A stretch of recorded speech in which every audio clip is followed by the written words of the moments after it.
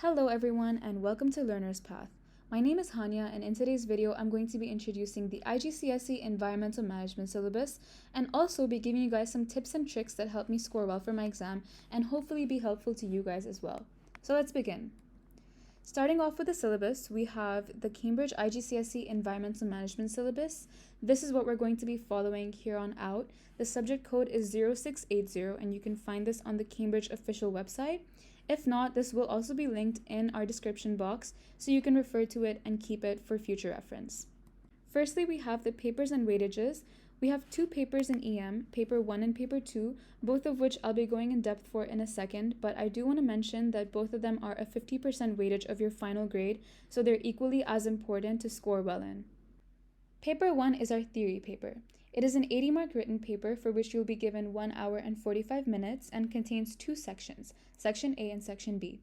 In Section A, you're going to be answering short and structured questions, which will all add up to 20 marks, and Section B contains short and extended response questions, which will add up to 60 marks of your final paper grade. Here are some sample questions so you can understand what paper 1 looks like.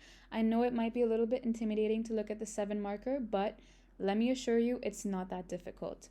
So as you can see, you're going to be given multiple different types of questions. The first example you can see over here is a 1-marker. Very simple. I think everyone can solve this, even people that don't take EM. The second example is a 3-marker. This is another example of how different questions can vary. This is something that you can easily solve if you've just looked at the textbook once or twice, and it shouldn't be too difficult. Lastly, we have this scary looking 7-marker question, which hopefully with enough past paper practice should not look as scary, but we'll also be covering how to answer questions like these in the future. These are the kind of questions that you're going to have in Section B, so they're going to require your prior knowledge from the EM syllabus, as well as your own analysis on some environmental related issues. Moving on to paper 2, another 80-mark written paper. Again, you'll be given 1 hour and 45 minutes to answer it, and you're going to be given case studies and other reference material on which you have to answer your questions based off of. So as it mentions here, data processing and analysis, extended response questions, you kind of have to be thorough with understanding details and knowing how to link that to your EM syllabus. And here again, we have some sample questions for your understanding. These are again taken from your specimen paper of 2019. And as you can see, I've included a 4-marker and a 6-marker. Now, paper 2 mainly contains 3 to 4 markers. They don't have many short answer questions. They're more like explanation-based questions, more linking your case study to the questions that are asked. And I've forgotten to mention it here, but every paper 2 starts off with a case study based off of which all of your questions are going to be asked. Now, this is a difference between paper 1 and paper 2. Paper 1 is more theory-based and doesn't have a case study involved, whereas paper 2 requires application and most of your answers are linked to the case study that's provided to you. So this 4-marker over here is asking you to describe the El Niño effect on fisheries near the west coast of South America. This is something that you'll be learning in your textbook, so it shouldn't be too difficult to answer. Questions like these will come up very often, so you kind of have to know the syllabus content very thoroughly. And the 6-marker over here is the perfect example to explain how important it is to understand the case study that you're given. Because as you can see, it asks you to explain why the cane toad has become a serious pest in Queensland, which is linked to the study that is given in this paper. You can definitely look up your past papers and find more example questions like these, but we're going to be moving on to the contents of our syllabus now. We have 9 chapters in total that are listed over here, and although the syllabus looks huge, they're actually not all very lengthy, and most of these are quite easy to understand, but with enough focus and understanding, you can breeze past these concepts quite easily. Now, what are some of the skills that you need to have when you take up EM as an IGCSE subject? First of all, we need basic math. I'm pretty sure everyone's thorough with this. Adding, subtracting, multiplying, dividing shouldn't be that difficult, and you need this quite a lot in some past paper questions. Percentage and statistic questions are quite common, especially in paper 1. So as you could see in the sample earlier, sometimes they ask you to find the average, the mean, the median, stuff like that. You kind of have to be thorough with from the start. Significant figures are also quite important because they might ask you to give your percentage answers to a certain amount of significant figures or decimal places. Tables, graphs, and charts are also super common in the IGCSE EM syllabus, so not only do you have to know how to interpret them, but also be able to plot and draw them. Now, one of the most important things is being able to distinguish between graphs, because one of the most common mistakes that I would make was making histograms instead of bar charts and bar charts instead of histograms. So make sure that you're thorough with how to draw these graphs as well as how to tell the difference between them. Map scaling might not be as common in past papers, however, it's still very important to understand how to carry it out. Sometimes you're given maps for your questions and you need to know how to carry out the scaling for 1 or 2 more questions, so it's quite important that you focus on that as well.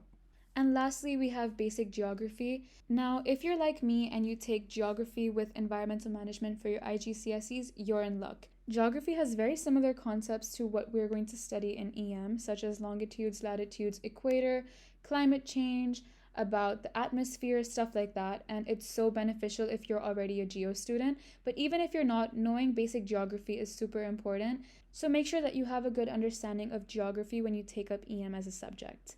Moving on to the last part of this video, study tips and tricks. Starting off with the material, obviously you're going to be needing your textbook. That is your best friend. Everything you need to know is in that book. So make sure you have either the soft copy or the hard copy of the textbook and go through it whenever you can to understand all the concepts in depth. Past papers are also super important. Make sure that you've got at least 5 years of past papers done before each examination. This is going to help you out so much in understanding how to answer questions and knowing how the questions might be in your final examination. This is something that me and my friends used a lot for our EM exam, which was Znotes. Znotes is a website which contains summarized notes for each chapter, which will help you a lot if you're doing last-minute revision and just need to go over the concepts one last time. And lastly, we have techniques.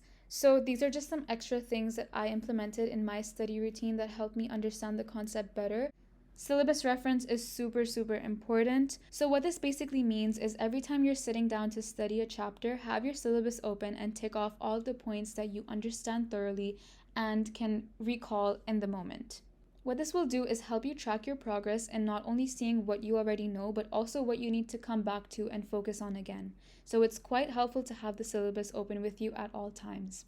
Referring to your teacher for doubts is also super helpful because they always know how to help you and guide you in answering questions.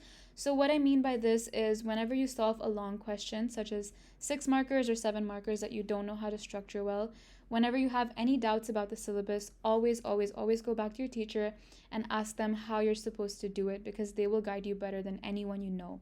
Next, we have threshold comparison. This is completely optional and I feel like it's a more underrated study tip, but I personally really like to implement this whenever I'm solving past papers. Basically, what you do is whenever you're done solving a past paper, you check your marks and you grade yourself, seeing what you got right and wrong, and then you search up the grade threshold for that specific year to see what category you're falling under when you solve a paper.